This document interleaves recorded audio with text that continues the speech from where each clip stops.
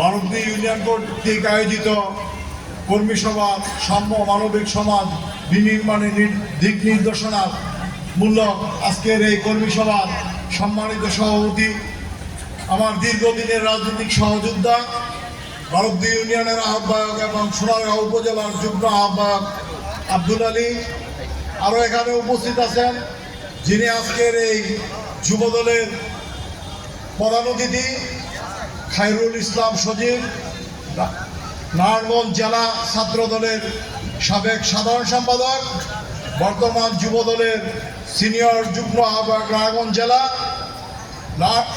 উপস্থিত আছেন আমার রাজনৈতিক বিভিন্ন ইউনিয়নের যুব দলের আহ্বায়ক, সদস্য সচিব এবং বিভিন্ন অঙ্গ সংগঠনের নেতৃবৃন্দ। আসসালামু আলাইকুম।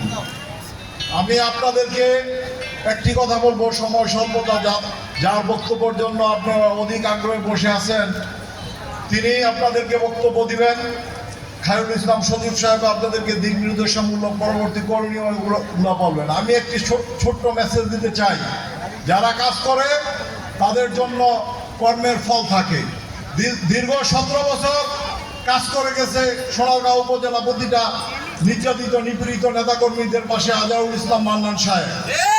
তাই আমি মনে করি কাজের প্রাপ্যটুকু সামনে যে অবাধ সুষ্ঠু নিরপেক্ষ নির্বাচনের জন্য যে আন্দোলন সংগ্রাম করেছিলেন, একটি ঘোষণা আসবে নির্বাচনে। এই নির্বাচনে আমি মনে করি সোনারগাঁর প্রতিনিধি হিসাবে, ধানের শীষ এর প্রতিনিধি হিসাবে ভারপ্রাপ্ত চেয়ারম্যান সাহেব ওনাকে মনোনয়ন দিবে এবং আমরা এই প্রত্যাশা করি এবং আমরা সোনারগাঁও উপজেলা তার সাথে ভ্যানগার্ডের মতো থাকবো, আপনারাও পাশে থাকবেন।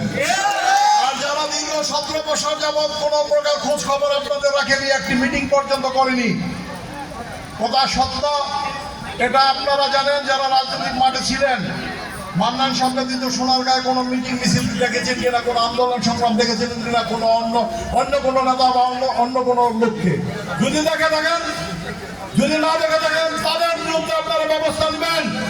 যারা কাজ করেছে তাদের কাজের প্রাপ্যটুকু বুঝিয়ে দিবেন। যিনি 17 বছর আমাদেরকে প্রাণ করে উজাড় করে দিয়েছেন তাকে দেওয়ার পালা এসেছে।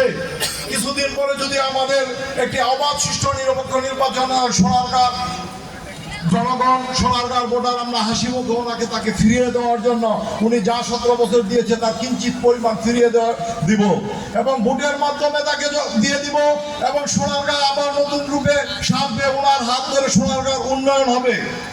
সোনারগাঁর উন্নয়ন অংশীদার হিসাবে আমরা আজহারুল ইসলাম মান্নান সাহেবকে পাশে চাই এবং আমি বলবো যে তার পাশে আমরা সোনারগাঁও উপজেলা যুবদল ভ্যানগার্ডের মতো ছিলাম এবং থাকবো। এই বলেই আমি আমার বক্তব্য শেষ করবো। আসসালামু আলাইকুম। বাংলাদেশ জিন্দাবাদ, বাংলাদেশ জাতীয়তাবাদী যুবদল জিন্দাবাদ। ধন্যবাদ।